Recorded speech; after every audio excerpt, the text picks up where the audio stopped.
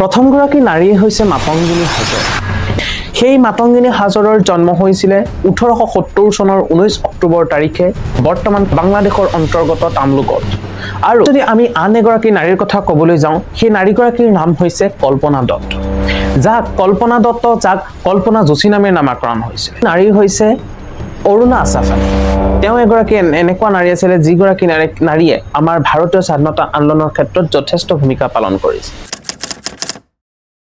স্বাধীনতাৰ কথা ক'লে আমাৰ মনত অহা কেইগৰাকীমান ব্যক্তি হৈছে মহাত্মা গান্ধী, জৱাহৰলাল নেহেৰু, ভগত সিং আৰু স্বাধীনতাৰ ক্ষেত্ৰত জড়িত থকা সুভাষ চন্দ্ৰ বসু। কিন্তু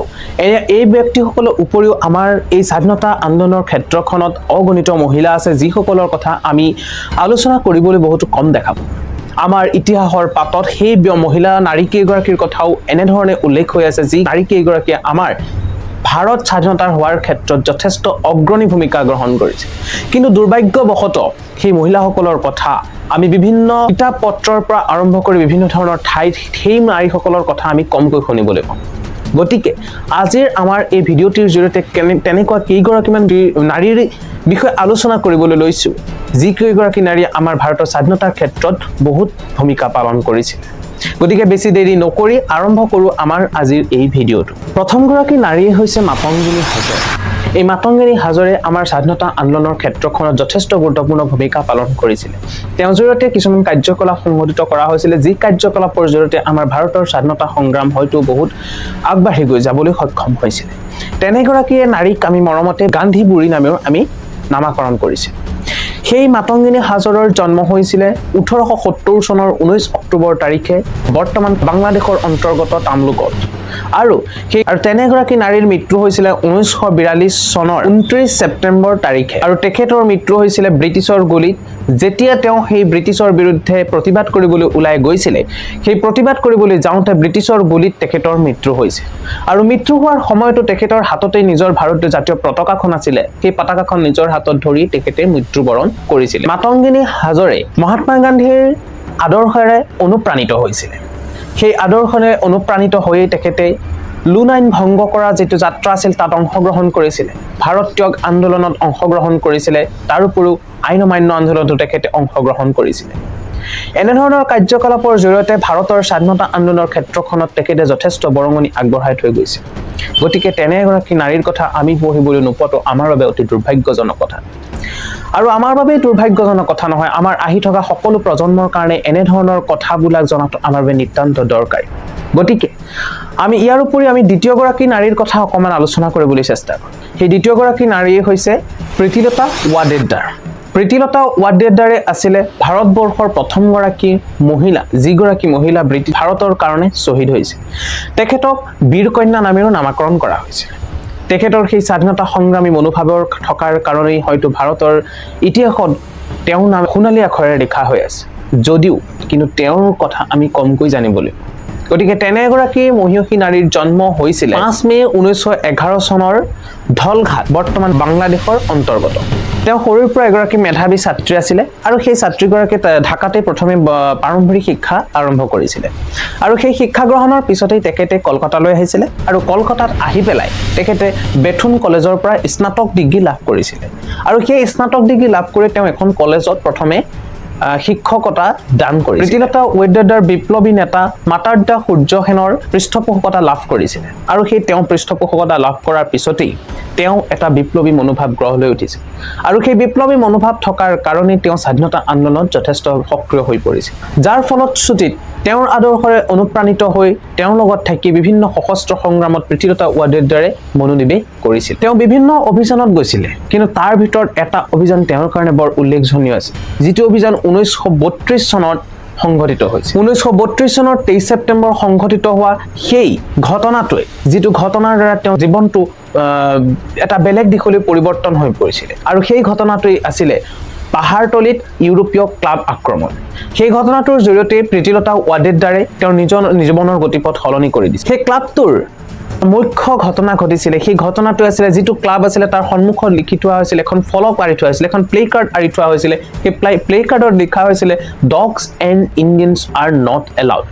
এনেধৰণৰ এটা বাক্য লিখা হৈছিলে যিটো বাক্যৰ দ্বাৰা গোটেই ভাৰতীয় সমাজখনক অপমান কৰা হৈছিলে যিটো অপমান গোটেই ভাৰতীয় সমাজৰ বাবে এটা লজ্জাজনক কথা হৈ পৰিছে অৰ্থাৎ ভাৰতীয় মানুহসকলক কুকুৰৰ লগত তুলনা কৰি দিছে যিটো কথা প্ৰীতিলতা ৱাডেদাৰ একেবাৰে সহ্য কৰিব পৰা নাছিল আৰু যাৰ ফলশ্ৰুতিত তেওঁ 15জনীয়া এটা দল গঠন কৰিছে আৰু সেই 15জনীয়া দলটোত সকলো মহিলা আছিল আৰু মহিলাসকলে পুৰুষৰ সাজ পিন্ধিছিলে আৰু সেই পুৰুষৰ সাজ পিন্ধি তেওঁ সেই ব্ৰিটিছৰ বিৰুদ্ধে তেওঁলোক গৈছিলে আৰু সেই ব্ৰিটিছৰ বিৰুদ্ধে যোৱাৰ পিছত তেওঁলোক কিন্তু ব্ৰিটিছৰ চকুত ধৰা পৰিছে ধৰা পৰাৰ পিছত তেওঁলোকক গুলিয়াই দিছিলে আৰু সেই গুলিওৱাৰ ভয়ত তেওঁ কি কৰিছিলে তাৰ পৰা পলায়ন কৰিছিল যদিও পলায়ন কৰিছিলে তেওঁ ব্ৰিটিছৰ হাতত ধৰা পৰিব বুলি নিশ্চিত হৈ আছিল কিন্তু তেওঁ এনে এগৰাকী নাৰী আছিলে যিগৰাকী নাৰী ব্ৰিটিছৰ হাতত মৃত্যুবৰণ কৰাতকৈ মই নিজেই মৃত্যুবৰণ কৰাটোই তেওঁ উত্তম বুলি ভাবিছিলে আৰু যাৰ ফলশ্ৰুতিত তেখেতে পটাছিয়াম চাইনাইড নামৰ এবিধ পদাৰ্থ আছিলে সেই পদাৰ্থবিধ তেওঁ গ্ৰহণ কৰিছিল আৰু সেই গ্ৰহণ কৰাৰ ফলতে তেখেতৰ মৃত্যু হৈ গৈছিল আৰু যাৰ যিটো তেওঁ সেই ইচ্ছাকৃত মৃত্যু এটা কাৰণেই কৰিছিলে যাতে তেওঁ ব্ৰিটিছৰ হাতত মৃত্যুবৰণ কৰিব নিবিচাৰে তেওঁ লাগে নিজৰ দেশ মাতৃৰ কাৰণে নিজে প্ৰাণ আহুতি দিব কিন্তু ব্ৰিটিছৰ হাতত তেওঁ প্ৰাণ আহুতি দিয়া নাছিল তেনেগৰাকী নাৰী 1932 চনৰ 23 ছেপ্টেম্বৰ তাৰিখে মাত্ৰ 21 বছৰ বয়সতেই শেষ নিশ্বাস ত্যাগ কৰে আৰু এই নাৰীগৰাকীয়ে হয়তো আমাৰ ভাৰতীয় ইতিহাসত এটা উদাহৰণ দি থৈ গ'ল যে নাৰী শক্তিয়ে ভাৰতত কেনেধৰণৰ প্ৰভাৱ পেলাব পাৰে আৰু তাৰ পিছতেই বিভিন্ন নাৰী শক্তি ওলাই আহিছিলে যি নাৰী শক্তিয়ে আমাৰ ভাৰতৰ স্বাধীনতা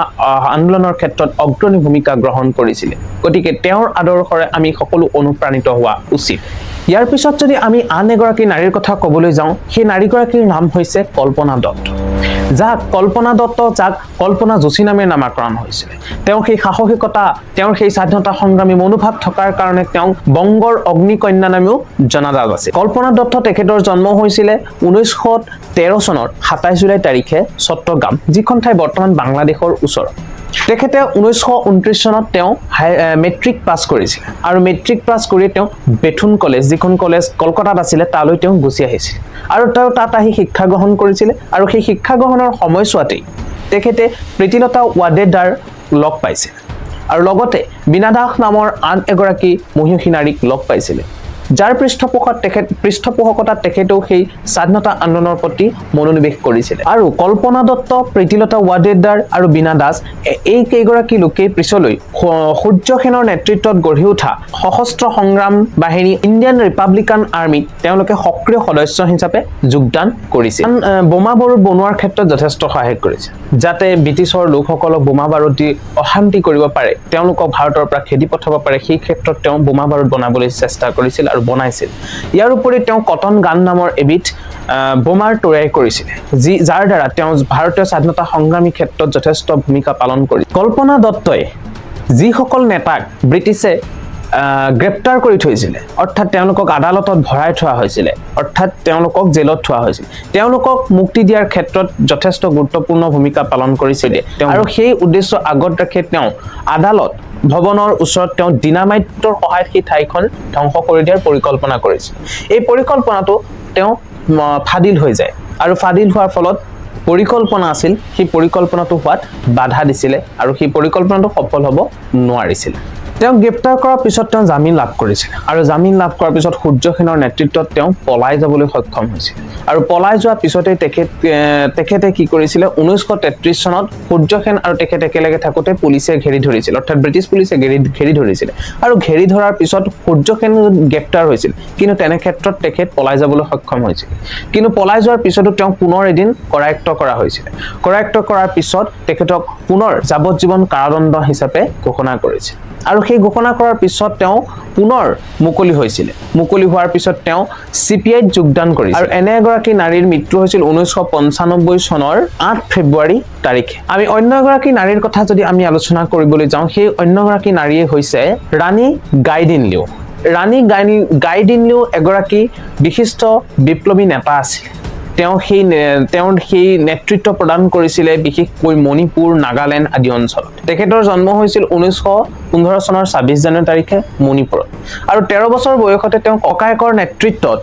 এটা ধৰ্মীয় আন্দোলন হেৰেকা নামৰ এটা ধৰ্মীয় আন্দোলনত যোগদান কৰিছিল আৰু পিছলৈ এই আন্দোলনটোৱেই এটা ব্ৰিটিছ বিৰোধী আন্দোলন হিচাপে গঢ় লৈ উঠিছিল আৰু তেওঁ ব্ৰিটিছৰ বিৰুদ্ধে গৰিলা যুঁজ কৰিছিল গৰিলা যুঁজ মানে তেওঁ লুকাই লুকাই ব্ৰিটিছৰ বিৰুদ্ধে যুঁজ কৰিছিল আৰু যিটো যুঁজ ব্ৰিটিছৰ কাৰণে মূৰৰ কামৰণি স্বৰূপ হৈ পৰিছিল কাৰণ তেওঁলোকক বিচাৰি পোৱা নাছিল আৰু তেওঁলোকে কিন্তু ব্ৰিটিছৰ ক্ষতি কৰি আছিল গতিকে এনে যুঁজৰ জৰিয়তে ব্ৰিটিছৰো এটা অশান্তি হৈছিল যে এই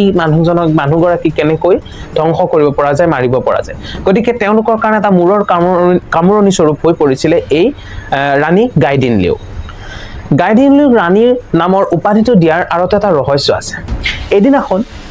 আমাৰ দেশৰ প্ৰধানমন্ত্ৰী জৱাহৰলাল নেহেৰুৱে তেখেতে তেওঁক লগ পাইছিল আৰু লগ পাই পেলাই তেওঁ সাহসিকতাৰ কথাখিনি তেওঁ গম পাইছিল আৰু গম পোৱাৰ পিছত তেওঁ নিজেও হতবাক হৈ পৰিছিল যে এগৰাকী নাৰীৰ এনেকুৱা সাহসিকতা দেখি তেওঁ কল্পনা কৰিব পৰা নাছিল যাৰ ফলস্বৰূপে তেখেতক জৱাহৰলাল নেহেৰুৱে ৰাণী উপাধিটো প্ৰদান কৰিছিল আৰু তেতিয়াৰ পৰাই তেখেতৰ নাম গাইডিনলিউ আগত ৰাণী উপাধিটো প্ৰদান কৰা হৈছিল অন্য এগৰাকী নাৰী হৈছে অৰুণা আছাফ আলী তেওঁ এগৰাকী এনেকুৱা নাৰী আছিল যিগৰাকী নাৰীয়ে আমাৰ ভাৰতীয় স্বাধীনতা আন্দোলনৰ ক্ষেত্ৰত যথেষ্ট ভূমিকা পালন কৰিছিল তেখেতৰ জন্ম হৈছিল 1909 চনত পাঞ্জাবৰ বৰ্তমান হাৰিয়ানাৰ কালকা নামৰ ঠাইত তেওঁ জন্ম হৈছিল আৰু তেওঁৰ 1942 চনত ভাৰত ত্যাগ আন্দোলন তেওঁ লুন আইনতো তেওঁ অংশগ্ৰহণ কৰিছিল লুন আইনত অংশগ্ৰহণ কৰি তেখেতে সেই যিখিনি লোকে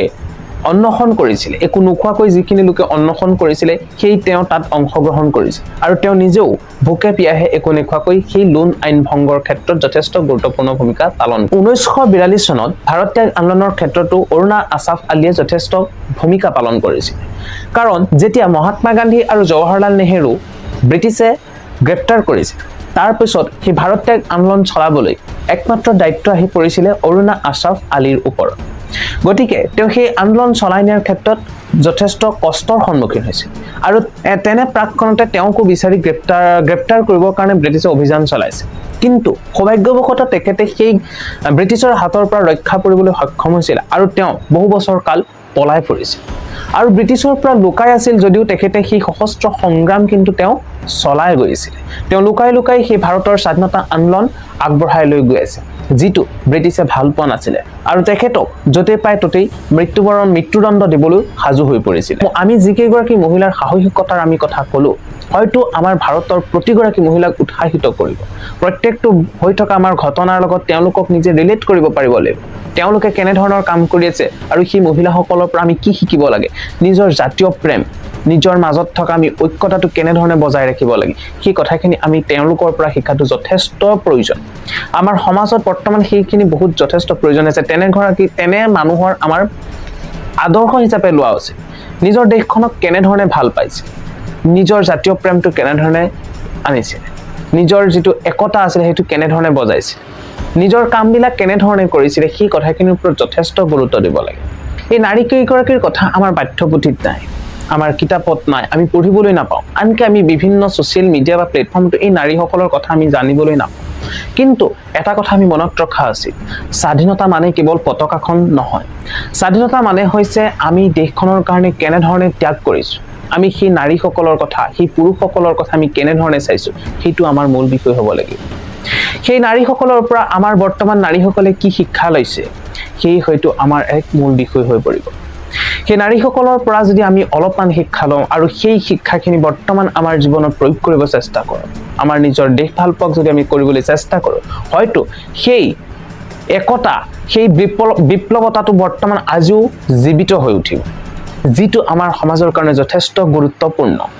যদি সেই একতা সেই বিপ্লৱতাৰ গুণটো নাথাকে তেতিয়া হয়তো আমাৰ সমাজখন ধ্বংসৰ ফালে গুচি যাব গতিকে তেনে নাৰীৰ আমাৰ আদৰ্শ হোৱা উচিত সেই স্বাধীনতা মানে তেওঁলোকে আমাৰ জীৱনত প্ৰাণ ঢালি দিছিলে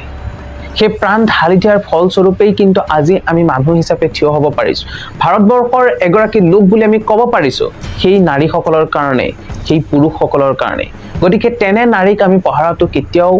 আমাৰ গ্ৰহণযোগ্য নহয় গতিকে যিমান পাৰি আমি সেই নাৰীসকলৰ আদৰ্শৰ অনুপ্ৰাণিত হোৱা উচিত আৰু বেছি দেৰি নকৰোঁ আমি আজি এই ভিডিঅ'টো ইমানতে সমাপ্ত কৰিছোঁ আৰু অনাগত দিনসমূহ আপোনালোকক সকলোকে লগ পাই থাকিম যদি ভিডিঅ'টো চাই ভাল লাগিছে তেতিয়াহ'লে লাইক এটা কৰি দিব আৰু যদি চেনেলটোলৈ প্ৰথম আহিছে তেতিয়াহ'লে চেনেলটো ছাবস্ক্ৰাইব কৰিবলৈ নাপাহৰিব নমস্কাৰ